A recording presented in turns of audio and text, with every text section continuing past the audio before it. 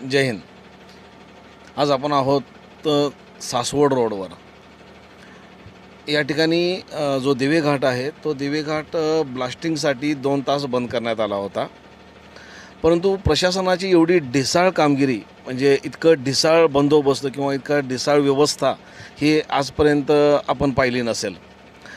ज्या वेळेला 2 तास ब्लास्टिंग करण्यात येणार आहे घाटामध्ये माहिती असताना दोन्ही ठिकाणी ट्रॅफिक तिने बंद केलं आहे. पण ते अशा ठिकाणी बंद केलं आहे की ज्या ठिकाणी युटर्नसाठी किंवा पॅरलल कोणताही असा मार्ग त्यांना दिलेला नाही आहे, किंवा ज्या ठिकाणी मार्ग उपलब्ध आहे त्या ठिकाणी बंद न करता अशा ठिकाणी बंद केलं आहे की ज्या ठिकाणी ना पुढं जाता येते ना मागं जाता येते. जवळजवळ 3 तासापासून इथे आज संपूर्ण ट्रॅफिक थांबलं आहे. दोन्ही साईडून वडकी साईडलाही 3 तास, ते जवळजवळ 5-6 किलोमीटर लांब लाईन, आणि इकडं सासवड साईडलाही 5-6 किलोमीटर लांब लाईन.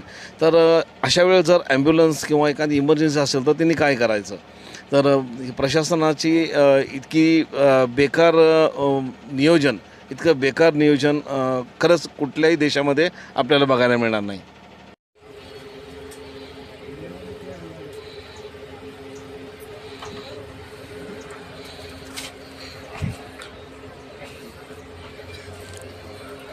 उधर से लेना चाहिए.